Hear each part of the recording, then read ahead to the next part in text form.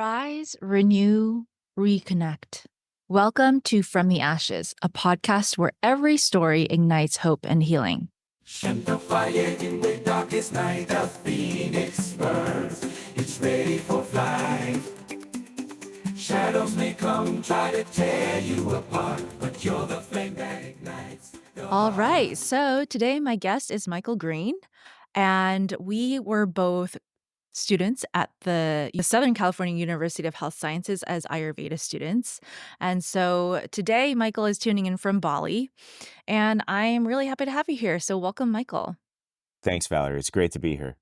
Amazing. So, we have a lot to dig into, and I know, aside from being an Ayurvedic practitioner, you're also a meditation teacher, and you've been doing that for quite some time. I always like to start out by asking my guests their From the Ashes story.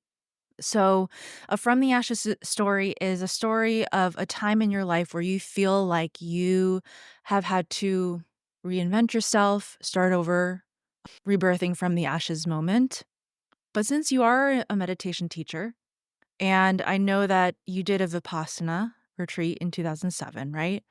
I'd like to angle that question a little bit, and also ask you what inspired that first meditation retreat, and we'll go from there. Okay, so I guess the inner sadist in me keeps going back to Vipassana because I just completed another Vipassana about a month ago. So, but it was that first one in 2007 that really revolutionized my life. Like, I was in India and I was just traveling around. I was there for 9 months and I think I spent like a few $1,000s. I was just backpacking around India. And I was interested in meditation at the time, but meditation to me was just listening to chilled out music and like smoking a cigarette in my bed. It wasn't like any sort of hardcore dharma practice, or I didn't even know what dharma was. And a friend of mine recommended the Vipassana. And had I known what I was getting into, I never would have gone because it was so old school and very difficult. But it ultimately changed my life and revolutionized me as a person.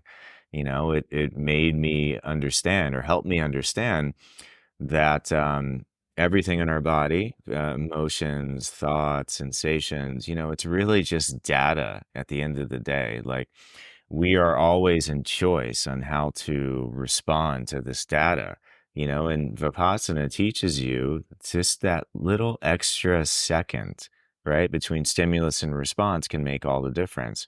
There's a great quote by Viktor Frankl, the Holocaust survivor, and I don't know if he was a meditator, but he has the best quote about meditation. He says, between stimulus and response, there is space, and in that space, there is choice, and in that choice lay our freedom. So in that retreat, as like a dumb American, I couldn't sit still on a cushion for 30 seconds.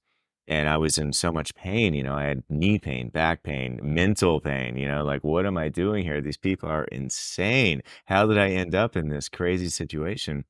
And it's through that technique, just observing pain as like raw data and just dropping the story about, my running injury, my lower back pain or whatever, and just observing it. It just totally changed my life. And then, 30 seconds on the cushion turned into 60 seconds into a couple minutes. And by the end of the retreat, I could sit for 15 minutes or something. And now it's just like home base for me, sitting in that, meditation position. It's just so natural. And I forget that, I started at like such a basic level. But having said that, that's like a nice preamble to the Ayurveda and like the From the Ashes thing, because, meditation, that was 17 years ago now. And it really, my practice has sort of vacillated between like the Vipassana, the Theravada stuff. And lately it's been more Tibetan lineage. But that's always been a through line for me through my spiritual practice. And it's been an absolutely essential guide for me.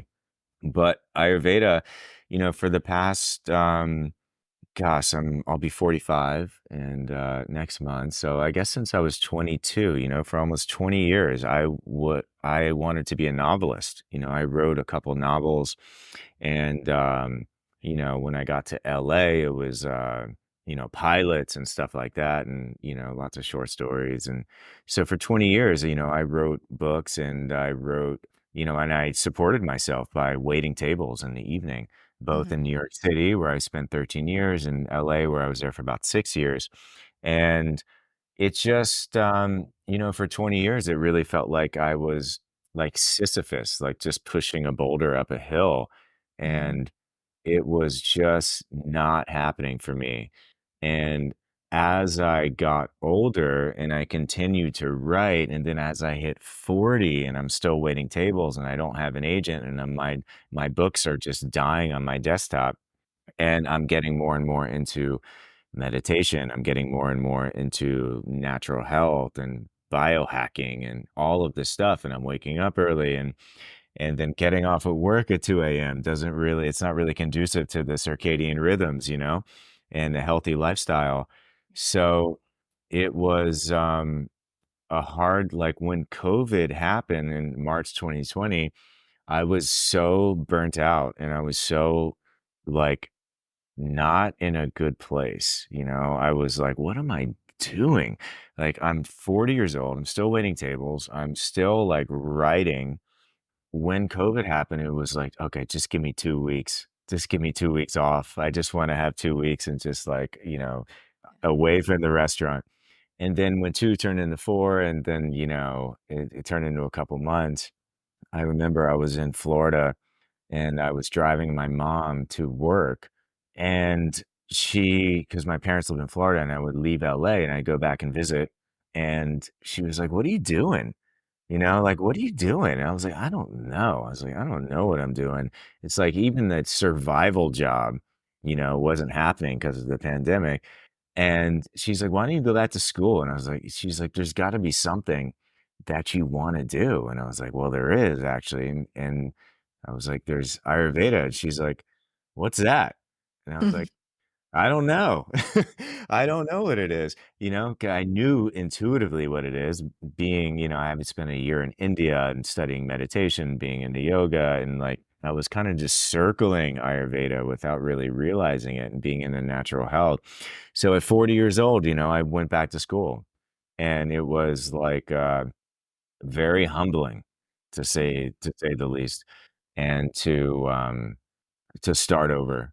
And I would say the meditation practice was absolutely vital and indispensable and essential to actually navigate like that phase of my life with like a semblance of like confidence, and like self-acceptance.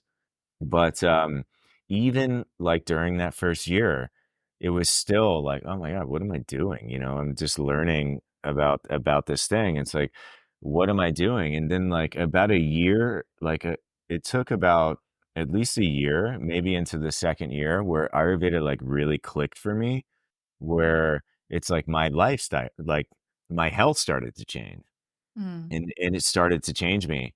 And then it was like, okay, this is the path, you know? And then there was a moment, and I remember it very specifically.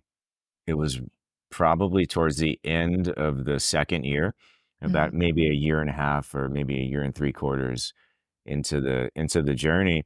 And I'm talking to my friend on the phone. I'm walking around the Silver Lake Reservoir, right? And I remember like where I was, and my friend's a writer as well.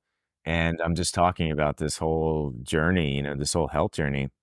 And it just kind of came out of my mouth, like without even really thinking about it. And I was talking about writing. I was like, I left everything on the table with writing. It's like I tried as hard as I could. I wrote two novels. I wrote uh, a couple pilots. I did all the networking, the agenting, and the emailing and all the business side of it. I was like, I left everything on the table. I worked as hard as I could. I was as creative as possible. I was very disciplined. And you know what? Didn't work out. And it was just like such a clean feeling of like, all right, I'm done. Mm. Like, I'm like segueing into something new. And it was surprising, it's like, that sunken cost fallacy, where it's like you sink 20 years into something, And then there's that bulldog in me that's like, okay, I'm not letting go of this. I've just invested too much. But it was like, you know what? I can walk away with a clean conscience, knowing that I gave it all I could. Mhm. And then when we finished school, a few months later, there was a moment I was in the Sequoias. I went on this like solo camping trip in the Sequoias, and like I brought my journal, I like brought a beer, I cracked open a beer and I'm sitting there at the picnic table in this like incredible environment. And I had this sort of like download. I had been on the illusion, it's like, I had chosen to study Ayurveda, but I had this like download where it was like, those claw crane machines where you like plunk a quarter in and then Yep. the claw like kind of comes and grabs a teddy bear whose face is like against the glass. And like, if you're lucky, it will like pull it out and you get a teddy bear out of it. I had this like distinct feeling that I was just like this teddy bear whose face was like pressed against the glass. And like the long arm of Ayurveda, like the universe has plunked a quarter in. It just kinda, like, rescued me, It just kinda, like, plucked me out of this, like, teddy bear soup and just, like, took me out and just extracted me. So, it was an interesting, like, okay, not that I'm, like, some special, like, prodigy or something, but it's like it, like, felt like it was not an individual decision. It was, like, a co-creation with, like, a deeper intelligence. And I was like, "Okay, I'm gonna do this thing." And then it's since then it's been quite a ride, and I've learned so much, just about myself and about other people and just about healing and health in general. And my story, it's just like starting over at such a late age. It's really given me like an understanding and a compassion for people. And it's also it always used to trip me out. It's like, we are expected at, 21, 22, maybe even younger when we graduate college or high school to, select a career, Yeah. which is such a trip. And we're like our brains aren't even formed yet. Like we're just kids. Like, how do we know like what we want to be doing for 40 years? It's just so mind blowing. So at 22, I decided I wanted to be like the great American novelist. And then when I was at 40, when I hit 40, I was like getting into dharma and Ayurveda and natural health. It's like having my mind blown just reading these texts and getting into the spiritual journey. It's like fiction just didn't hold a candle to that. Mhm. It's like my satisfaction with fiction was just becoming less and less. And like the books that really inspired me and that I love, it was like once every like few years I'd read one of these books. In my early 20s, it was revelatory and just so insightful and like I loved it. But by the time I hit 40, I was like, this is kind of dumb. It's like I read so much and like so much of it was just mediocre. I'd get so much more out of reading Mhm. dharma or Ayurveda or health or spiritual books. My whole interest had changed. Everything had changed. And I just am grateful I had the wisdom and also the support to pivot and make a big change at 40. And now it just feels actually for the first time in my life, like my values and my career and my goals are all congruent. And it's a really strange, but also satisfying feeling. Yeah. I definitely feel you on the starting over and the sunken cost fallacy.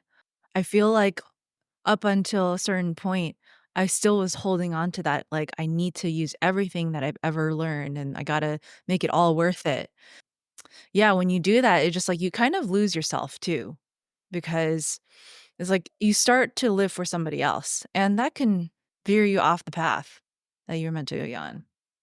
Absolutely, and then the sunken cost, it's like you're kind of being controlled by, like, a past self. Mhm. It's like your forward momentum is kind of being it's like a lot of inertia is created. It's like you're not leading from a vision, you're leading from some sort of, like, guilt or obligation, Yeah. and it's very subtle. It's, yet still, it can kinda change the whole trajectory of your career and of your life. It's like just that it's like a clenching energy, like hanging on to something. you think that you've like actually invested, but in reality, it's like every moment is like the Venn diagram of like karma and creativity. You Mhm, know, it's like every moment is like a result of past moments, but it's also infinitely creative. So when we're like stuck in the sunken cost fallacy, we're attuned and sort of like buying into the karma aspect of it, where it's just that we're governed by the past, but we're losing sight of the creativity aspect. And it's both things always, like ad infinitum, perpetually. It's karma and creativity. It's destiny and free will. So, like when we're stuck in the past and the sunken costs and those investments we've made that we want dividends from, we're overly reliant on the karma and the destiny. And it's I listened to this interview once. It was with Sri Sri Ravi Shankar. You know him, the Art mhm, of Living guy. He said something in his really sweet, like, innocent way once. He's like, it's like people really look back at their lives and in the past, and they think that, like, every like, their past is, like, a result of, or their present moment is a result of, like, bad choices. He's like and then they look at the future, and it's like it's already predetermined, you know? He's like, "But you just have to reverse it." The future, it's like all choice, right? You know? It's like, yeah, okay, maybe, in the past, it's like you made some choices that got you here, but in the future, it's all creativity, and just switch your mindset.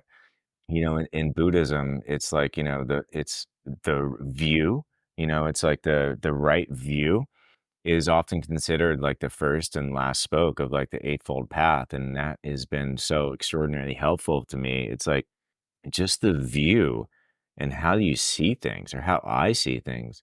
It's just this subtle, like, like a slide projector, you're just putting a new slide in your vision. And it's one of the things with Ayurveda that's been so mind-blowing. It's like the simplest things often create the greatest dividends and the greatest downstream result. And just changing like my attitude and my perspective on things has made like all the difference, to be honest mhm, with you. And it's actually made me less reliant on like external sources to fix things. Because I know it's like so many solutions are just can just be endogenously creatively generated. and I think what I'm also hearing as you talk is that there's a lot less fear that's gonna go into your actions now that you do have kind of this center because, when we are trying to make it, so to say, by becoming an author, artist, et cetera, there's always this kind of, like, worry that it's not gonna work out. But it's like if you don't get this result, everything else was not really meant is goes to waste, and that creates that kind of scarcity mindset. But when you have it so that it's like you're already just doing and embodying what you were meant to do, you're living in alignment with your convictions and your values and kind of like that dharma, then it's like no moment is wasted as long as you're centered in that. Totally. And I find, like, And even with fewer resources than you've had in the past, like, there's a path that you are, like you feel like everything is aligned, so it doesn't feel as, I don't know, like, gripping. Does that make sense? right. Yeah. Yeah, totally. And I've also been like lately, I've just been thinking a lot about like, what does making it even mean? If I had a book published or like I was on or if I appeared on Joe Rogan or something like that, it's like, what does that mean? Okay, more people would hear me, but then, a week later, the book would just be kind of forgotten about and the podcast would just disappear into the internet. And then I just like start over again and have to like keep promoting myself. It like never ends.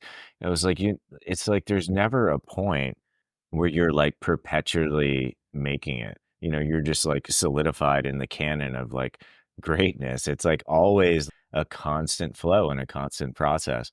And making it okay, yeah, there's a certain level of financial stability that everybody aspires to, but even then, it's okay, you may be financially stable for a year or 2, but then you have to keep hustling and keep working. So, like, what does making it even mean? It's like, how do you define making it? Is it some sort of like inner value or inner self-worth or inner happiness, or is it some sort of reach? As an educator, as like someone who wants to talk about Ayurveda or self-compassion or whatever, It's like just, getting your message into as many ears as possible. It's like, what does that mean, like to make it? I've just been really kind of pondering what that definition is and what it means to me now. And also like checking in with my intentions. Why am I emailing like this one podcast to appear on somebody's like, this like famous like influencer? Do I just want to appear to be someone, or like do I actually like feel compelled to like share the message and just like checking in with myself, Mhm. It's like what do I want here? It's just so it can get kind of sticky, It's everybody has that sort of, egoic desire. And when your values can be, sort of like your intentions can be aligned or pure, then you can trick yourself, into saying, "Oh, I just want to spread the dharma or the vidya of Ayurveda or something." But so I'm just deeply pondering that lately. It's like, what does that even mean? Because I see so many people hustling and hustling and hustling to get, record the videos and then the podcasts and then the newsletters and, Instagram. And it's like, okay, there's a certain amount of like hustle everyone has to do, but what are we doing? You Mhm. know? So I've just been deeply questioning that lately. Yeah, I appreciate that too because, like, you could get really stuck in other people's what you should be doing and what needs to happen, da da da da da da da, right? There's, like, this pace to life that it seems to really advocate for you just to, like, go, go, go without really thinking about, like, what it is you're actually doing. And, like, are you at the end of the day, are you really still centered in yourself if you continue to put so much energy outward and Mhm. so much attention outward? I wanna ask you a question because you said from 22-ish to 40, right, is when you were Uh-huh. that's actually a long time to be pursuing something, and, you have to be pretty motivated to keep going. What would you say is the difference between the motivation you had during that time period and the motivation that you feel now? Great question. Let me just tune into that for a second. I think if I could answer, I think it's more now, it's more service oriented. Like I feel like the congruency I mentioned earlier, it's like the alignment between like being in service to others, and then also being in service to myself. Mhm. That's a congruency if I had to like hone in on that for what that actually meant. But I think, like, with the fiction, it was more just for me, It's like the writing, it was like, "Okay, I wanna just, be someone or, like, make it as an author or something," but there wasn't really any sort of service element to that. It was just like, me, me, me, I just wanna have my name on a book and have a publisher and, be this sort of, like, be part of the Brooklyn intelligentsia or something, and it was, and thank God that didn't happen because that just seems so, like, not my jam anymore, So, I think that's the difference. I think it's the service element, and not to say that fiction can't be of service and you can't learn a lot from good books, but it's just, in my opinion, it just kinda pales in comparison to any sort of, like, spiritual practice or meditation or lifestyle adjustments and just helping people reduce suffering. And I think that's like one of the as I got deeper into the Buddhism, and I have like a bit of a unique background with Ayurveda because I was already like sort of my like tea bag was already pretty like dharma steeped when I Mhm. found Ayurveda. And so like I kind of came into that with a Buddhist background. And a lot of the Buddhism is compassion. It's like compassion for other beings and compassion for self and compassion for other. So it really like informed my Ayurveda practice like big time, and also just informed my life. So I think to answer your question, without rambling too much, it's definitely the service aspect of the career where it's like what I'm doing is can actually help people. Not to say I help people, every client who comes to see me, I do my best, but it's often has to be a marriage, like a nice marriage between the client and the practitioner. But also I think, one of my frustrations with fiction was that like I would read so many books that are just like totally non-service oriented. They're just like egoic, like vomit. And I just can't, it's just not worth my time anymore to read something like that. I went from reading, dozens of novels a year to maybe reading one or two, which is like sad to say. But I think that's it. It's like, any just talking about books is like any meditation book or Ayurveda book or health book or spiritual book. It's all in service. It's all written in service to help people. And with writing, it's just with fiction, it's just not the case. I mean, it can be, and now I'm actually it's just like a bad habit. I just can't like stop writing. But now I'm writing something that's like it's a little bit different, and coming from that place of service. Yeah. So, or so I like to think. I mean, we can easily kid ourselves. The reason why I asked this question, is because I have a similar background as a hip hop artist and really burnt out on that because, it's Hollywood and commercial dance and there's ego everywhere.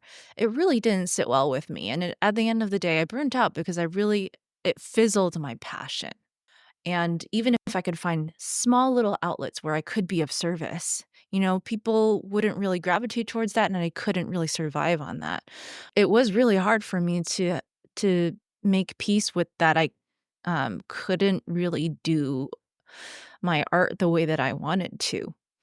But it's always been a passion. Dance has always been a passion. It's been a self-expression. It's like as long as I can be of service in the way that I want and dance, I'm happy to do it.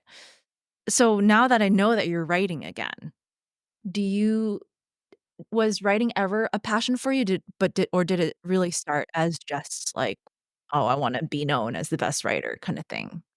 Oh, it was definitely a passion for me. I mean, the passion sort of um, waned over the years, but I think a lot of it has to do with um, like, which I guess is just natural. If you start doing something as a passion and then nobody really cares, Mhm, then maybe the energy behind that passion starts to wane a little bit. And I think that's what happened. I think it's like once I mean, not to say that it's entirely dependent on other people's opinions or perspectives, but like if you're an artist in any capacity and you create something and nobody cares, then it's going to diminish your passion a little bit. I mean, that's just mhm, the way it is.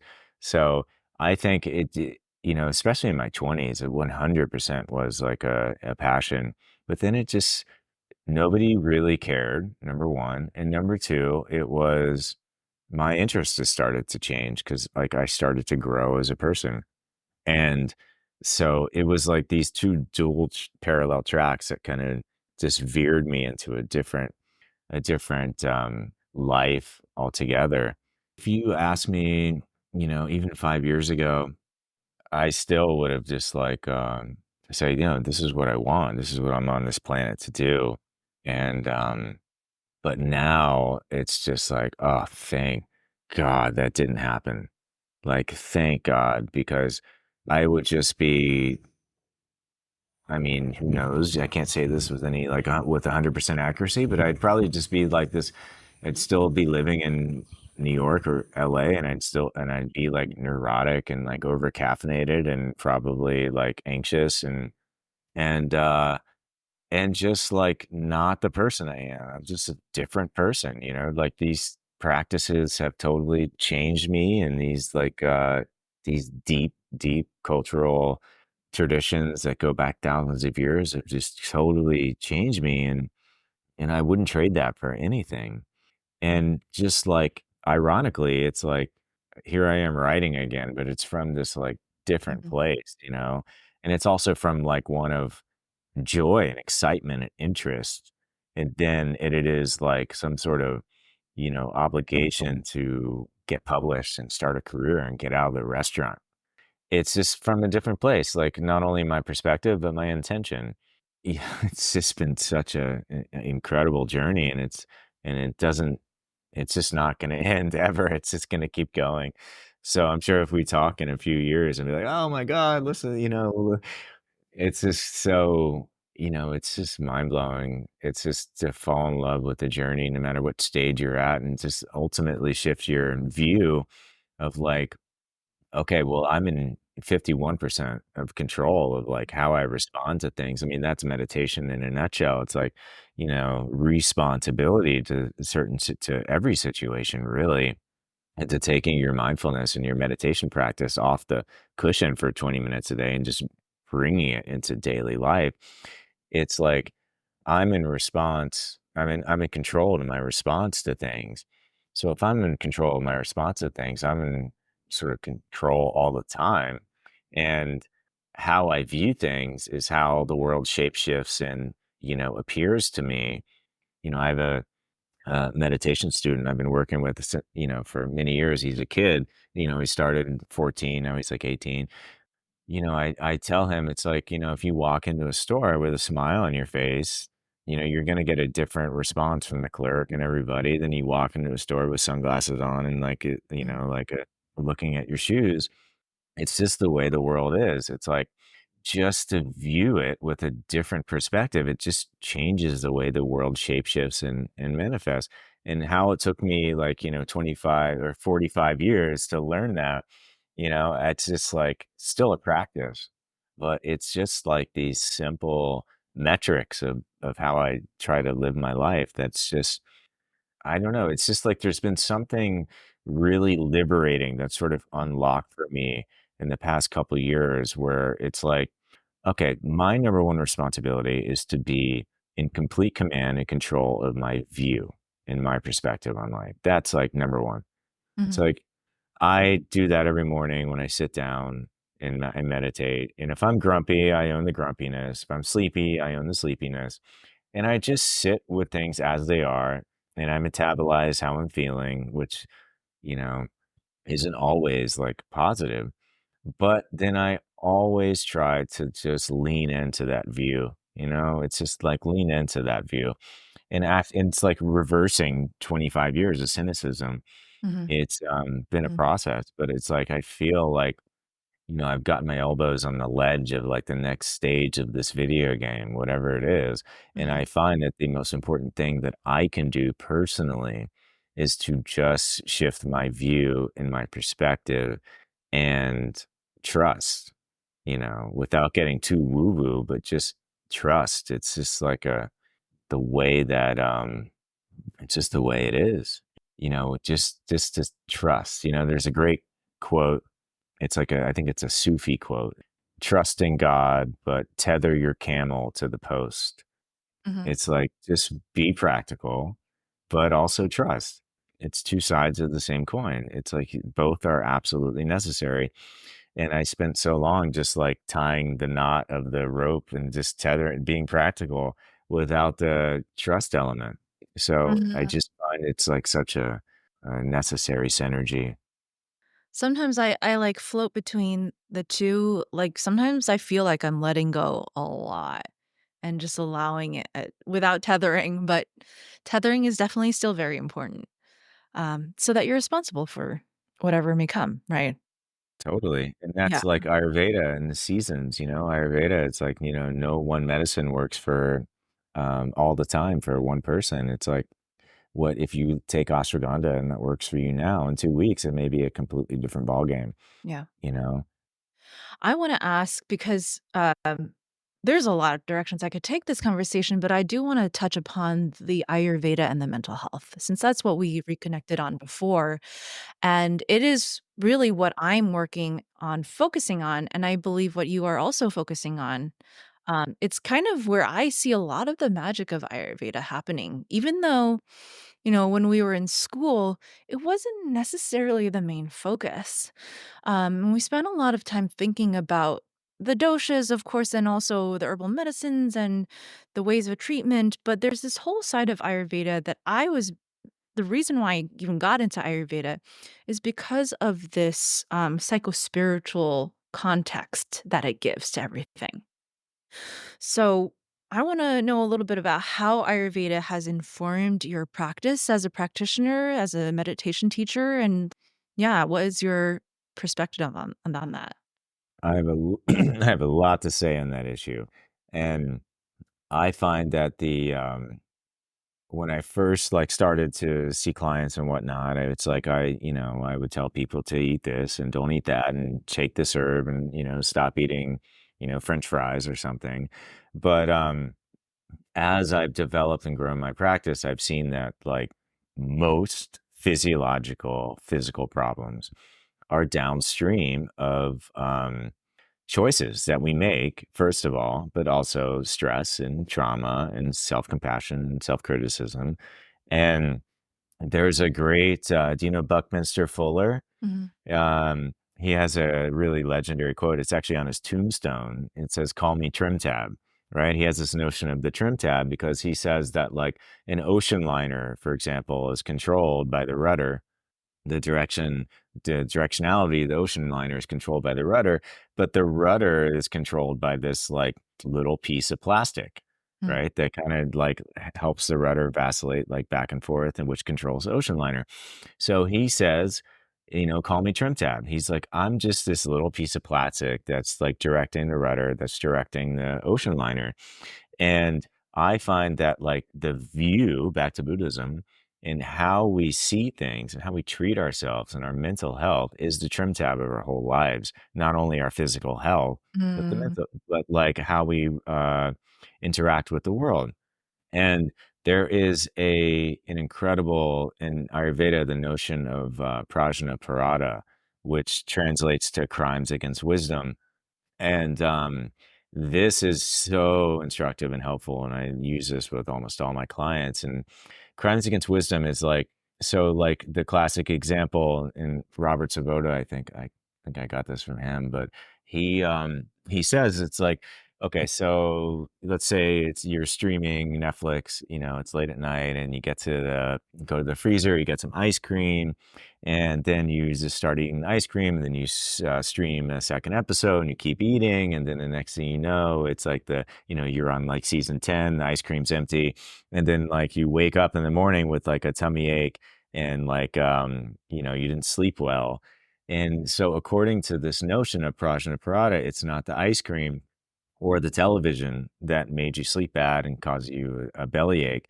It's Mhm. actually the choice that you made bite after bite and episode after episode to keep streaming and to keep eating when you know how this story unfolds. It's like it's not your first rodeo.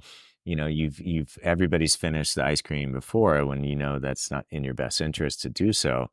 So that would be like the root cause, right? That choice Yeah. is the root cause. The choice that we make that is so subtle and imperceptible, bite after bite, to keep eating when we know how we're going to feel in the morning. And that has given me, like, that choice is meditation, because in meditation, when your mind wanders, you make a choice to return to your breath or to the mantra or whatever it is you're using as an object. That choice, moment by moment, breath by breath, day by day, minute by minute, is everything. And that is, like, upstream of so many aspects of health, physical health, right? It's those choices that we make. So starting there, like with the trim tab and the Prajnaparada and the choices, it's like understanding that mechanism and getting clients to understand that mechanism where it's like less the food choices that we make, but also the quantities that we eat and how we eat it. But it's also like so many other things. It's like that choice, that invisible choice we keep making bite after bite to fill a void within ourselves, and that's like when the self-compassion thing comes in. It's like really, like, revolutionized my life, and it's revolutionized my practice, where I see so many people who just hate themselves, like, Mhm. and they don't even know it, and it's like an illness that I can see in others because I had the same illness and I didn't know that I had it, until it was pointed out to me. And then I realized that I was like, while I was so nice and I was so kind to everyone else, to myself, I was this merciless monster, who had like impossibly high standards. Mhm. And until I started to really cultivate that self-compassion practice, and I realized that almost everything I was seeking exogenously, like in the external world, was due to this void of like self-love that I just couldn't generate for myself. And once I started to take up this practice of like providing myself internal validation, I stopped seeking it, or I would say I seek it less and less from the outside world because I've learned how to forgive myself and have self-compassion for, either poor choices that I've made or, things that happened to me. And it's just, this is like a daily thing, it's like a daily practice. I mean, for big things in life and small things. So, like, once I sort of had learned and got wise to providing myself with this, like, internal, like, hey, it's okay. You did the best you can. You're doing the best you can. It's your intentions are good. Didn't work out, but that's all right, man. It's all good. I love you. I forgive you. It's like that void, that like validation void that so many people feel now, and that's been sort of like just driven to the maximum of insanity by social media and like the world that we live in.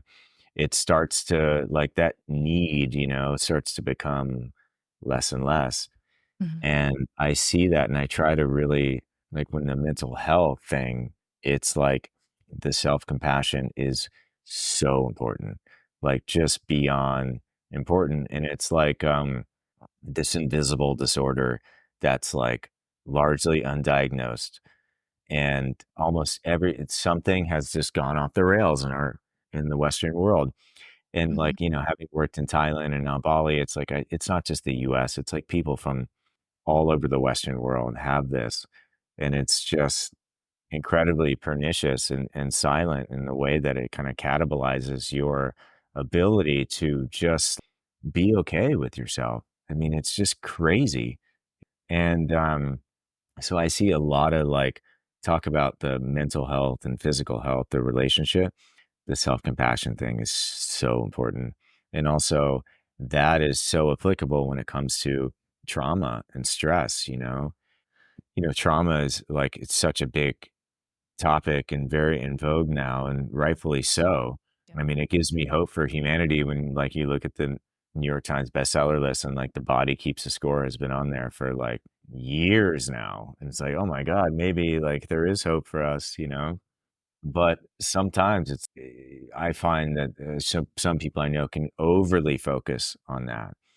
This can create, like, perpetual asterisks in, to well-being in the present moment, and this can put you on this perpetual journey to solve this problem that, you have this unconscious belief that you can't be happy or you can't be well until this problem is fixed. Mm. And this creates like a journey to an addiction to the journey. And Gabor Mate writes a lot about this. And Terrence McKenna wrote, he has this great quote. He's like, he was talking about mushrooms and psychedelics, but he was saying, it's like, everybody wants to sweep up Baba's ashram floor for 20 years, but given like presented with the opportunity to take like, a heroic dose of mushrooms that would solve all their problems right now, he's like, nobody would want to do that. Everybody's just in love with the journey. Mm. And so it's so true, and like I find myself falling for it often Mhm. still. And it's like a constant reminder. And there's a really incredible book I'm reading right now. And you read it, I think, The Already Free, Bruce Tipp. Yeah, and that book is just so awesome. It's just like it really ties together meditation and, mental health and just like how it's okay to just feel everything and how like it really builds upon that quote, that Carl Jung quote, all neurosis is like an avoidance of true suffering. That's the Carl Jung quote. This whole book is just basically unpacking that for, 300 pages or something where it's like no matter what it is, it's like it's not abandonment or like unlovability or something. It's just a feeling in your belly. It's like just like a feeling and you're just creating a label. and just feel it. Like, Yeah. that's it. It's so simple. I mean, it's hard. And as I say in meditation, it's so simple, but not easy. Nothing could be more simple, but it's still difficult. So the mental health thing, it's like, the doshas and all that, it's important. But I find it's not as interesting to me than the choices that we're making, because everything is downstream of that, and not only the choices like to reach for the ice cream or not reach for the ice cream, but like how we treat ourselves, Mhm. which is also, I hate to say it, and like even as I'm saying it, like my inner critic is like, I don't know. But like the choices that we make, like, it's also how we treat ourselves. We're actually making choices all the time. So, I have some really good points to, yeah, just point out. So, I went to a trauma and Ayurveda conference last year in Colorado, held by Colorama, and they were talking about how prana, the same prana for prana parada, Mhm. it can be translated as felt sense. And so they were describing how, like, when trauma happens, you lose your sense of prana, Hmm. you lose your felt sense. And so prana can, again, we can think about it as wisdom, but at the same time, it's like you lose the connection with yourself and your ability to really do things that are going to fulfill yourself, because you just, that influx of trauma, which we can see as maybe like sudden prana or whatever disturbance it is, like a sudden rajas and tamas as well, right? Can really cause this disconnect. And I was in the clinic one day at school, and this lady came in, and she gave herself diabetes. Basically, she was, a few family members had died because of COVID. She was really angry. She was upset that people weren't getting vaccinated and whatnot. And the way to deal with it was to have Coke floats every night for dinner, every single night. And, so it's kinda, like, what happens is, like, 2 weeks of that, and your blood sugar is, like, it's already just through the roof. But what was really striking to me was when she was asked to stop it. She's like, "Doctor, don't take away those Coke floats. It's, like, all that I have to keep me going." Right? And you're right in that it's like you're making choices about yourself and, like, how you love yourself. And when you lose that sense of prana, felt sense of, like, what your body needs to heal, that is Totally. all mental health. That is, it has, she knows that Coke floats are not good for her. Totally. Yeah. It's all, I mean, yeah, of course, we can talk when it comes to like you stub your toe or like you get in a car accident or something. It's like, but it's most of it's mental health, most of it. And it's just continuously astonishing to me how it all goes back to choices and it all goes back to how we treat ourselves. And I think like in our education, it is like, especially in California, it's like those liability issues and like, it starts to get into kind of tricky territory as a practitioner when it comes to the mental health. And I think that's part of the reason why, even though our mentors and our professors are incredibly wise people, but I think maybe they don't emphasize it as much as it should be emphasized. But what you're saying with the notion of how we lose touch with our, true self with trauma, it really is like, just kind of reminds me, in the book, the already free book, and then, with the young quote and everything, it's like with the neurosis, it kind of creates this like armoring around ourselves with trauma. Trauma kind of creates this neurosis because we don't want to re-experience that unpleasant feeling. So it's almost like this imposter self, we become like energetically or somatically this like imposter self because it's like we think it's too unpalatable or too difficult to actually, feel like that core vulnerability or feel that wound. So we have this imposter self, this trauma sheath around us, that we just kind of live with, and that's who we think we are. And so many of us just operate from that perspective. And it's just being in this physician, it's like a practitioner that gently, very gently tries to point that out. It's, it's always interesting because people, it's like different gradations of interest of people that want to hear about it. It's like the woman you mentioned. It's like, don't take my Coke floats, away from me. And and I have so many stories about people and clients that are just, sometimes it can be something so superficial, like it's just, but then even the superficial thing, like even if it's a Coke float that's like causing your type 2 diabetes or your weight gain or something, but that's something superficial is always has like, the roots go a little deeper. That craving, back to Buddhism, it's like that first noble truth, the suffering. The second noble truth is the cause of suffering is craving, desire, tanha, thirst. So to get to that desire and that craving, it's like, lifting up under the hood of the Coke float and seeing what's going on there. That's like where I'm just super interested and fascinated. Ayurveda is like a root cause medicine. It's Mhm, addressing the root cause of a certain illness. And I find that like, it's like my moral obligation to sort of get in there with people because that's the root cause. The root cause is not the Coke float.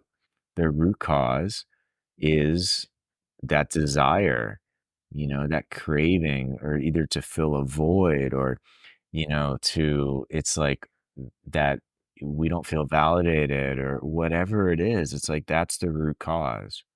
And it's delicate territory with a lot of people, mhm, but it's, I find that it's just like I wouldn't be doing like this vast, incredibly wise tradition any service if I didn't like poke the bear a little bit when it came to that. And I find it's can get a little weird with some clients, but also most people they're like, yeah, they get it.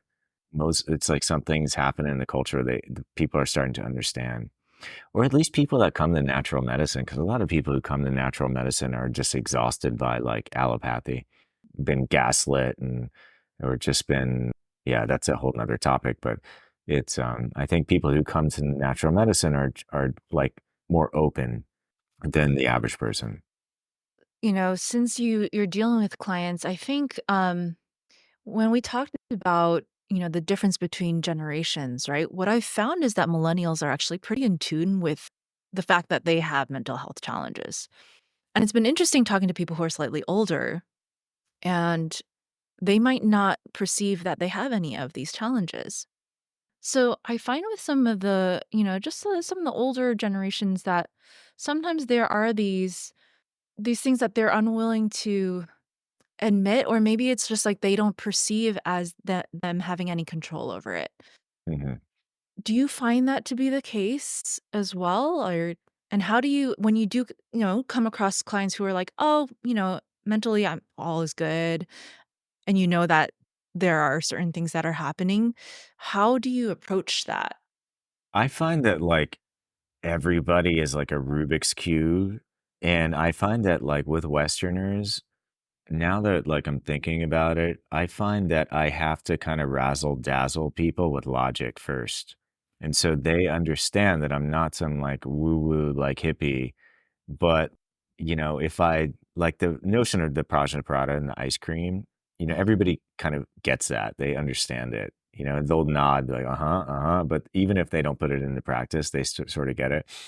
But like with people, especially new clients, I always like try to like appeal to their reason. Like, and one of my favorite things, and not only mental health, is like with the Ayurveda, it's like, the tongue scraping, the oil pulling, the abhyanga, and all that. When I recommend these things, when I talk about these things, I always take like this Western approach, right? So like that kind of relaxes their mind. So like with the abhyanga, for example, it's like it's just so rational and how these people 5,000 years ago figured this out. It's like, your skin is basically a vital part of your endocrine system. And mhm, actually in women, it manufactures premenopausal women, it manufactures 75% of your estrogen. In postmenopausal women, 99% of your estrogen is made in your skin. And what does your endocrine system need to produce hormones? Fat, right? Mhm. So when you give yourself an Abhyanga, you're actually giving your endocrine system the vital components it needs to manufacture hormones, right? And so people are like, "Oh, okay, that makes sense," like giving myself a massage or just putting a little bit on your thyroid in the morning or something. And Yeah. tongue scraping, it's like all this ama that you want to scrape out of your tongue. It actually increases the sensitivity of your taste buds. It can actually help you lose weight because your taste buds are more sensitive and you need like less. And oil pulling, the bacteria, lipid encapsulated bacteria, they bind to the lipids in the oil and you swish and you spit it out. And it's actually, Alzheimer's. It's now being identified as bacteria that migrates from your oral cavity or oral microbiome to the brain. So, like, when I start to, like, explain these, like, ancient Ayurvedic practices, but in, like, Western terminology, Yeah. I find that people's armoring drops, and it's sort of like they become a bit more tenderized to, like, introduce some a bit more esoteric, mental health concepts to them because they trust me that I'm, like, that I don't just speak one language of, like, natural health, that I can actually communicate in the, like, the lingua franca of, like, modernity? So, it's like, I find that most people, if they're not super open to it in the beginning, it's like once I start to explain it in their language, then they become more trusting, and I think it's really important to, at the same time, meet people where they're at, even though sometimes it's, like, very uncomfortable. And, there's this one interview I listened I can only remember who it was with. It was, like, some Ayurveda podcast from yesteryear and years ago, and this guy was talking about how, one of his clients kept coming back to see him, and she just never did anything he recommended. Mhm. And then finally, he's like, "Okay, just wear a tight leather coat to, keep your vata warm." And she did it. That's the only thing she ever did, and after multiple visits, she just got a tight leather jacket to keep the warmth inside. And, so I try to remember that. Mhm. And, like, I had a client recently who was like, he panic attacked and couldn't sleep and all this stuff, and he was a cocaine addict. Mhm. He did cocaine, like, every night, and, like, from my perspective, it's like, okay, well, just, as in Charaka Samhita, removing the cause of an illness is in of itself the best treatment, right? So, like, in that case, it's like, okay, maybe if you stop the cocaine, you could sleep, your panic attacks would go away, but it's like, he wasn't ready to do that. So, do I say use cocaine in the morning instead of the evening? It's like you have to meet people where they're at. Yeah. And it's just astonishing. Everybody is just in different positions. But I will say it's like one thing after seeing so many clients now, it's like everybody is just kind of seeking clues to their own well-being, their own health. It's like people are just want to be free from suffering and they just want to have happiness and the causes of happiness and health. It's like that's the common thread of everybody. And there's something so beautiful and simple in that. And then you can see that in all of humanity. It's like every single person that you're stuck in traffic with, or that you're in like the waiting room with, or in line at the DMV with. It's like everybody just wants to be free of suffering and the causes of suffering. And everybody wants health and happiness and the causes of health and happiness without exception. And it's just to see these commonalities in people. And Yeah. I forget what the question was. No, that's a really good answer. It's just I think meeting people where they're at, right? Like, and also, like, adapting it and all of that is a really key way to start the conversation. And, for me, it's like I want everyone to know that they're held in a safe space and that, like, they can come to me with whatever, but, when they're not ready to do that, like, also just having the space there is fine. It took me 1 year for one client of mine, I would meet with her every month. She did not do a single recommendation for 1 year, and then after a year, she finally took her herbs. So, um, you know, sometimes Yeah, it is literally just holding space. Yeah. totally. Sometimes people just want to be heard and listened to, you know, and that's it. And sometimes people just want diet. They just want doshas, and they just want to know that kale is high in oxalates or something. It's like that's all they want. And there are people I find they're in the minority, those people. Um, but yeah, you have to meet people where they're at the end of the day. All right, I think that's a wonderful place to end today's conversation. I'm sure there's a lot more we could talk about, but maybe another time. And, yeah, Would I love just wanna to. really thank you for sharing your story, for bringing your perspective and I hear a lot of passion with what you're doing now. So you're just sharing a story of refining passion and all of that too. So, yeah, it's been a wonderful conversation. Thank you, Michael. Awesome, Valley. Thanks for having me. That was super fun.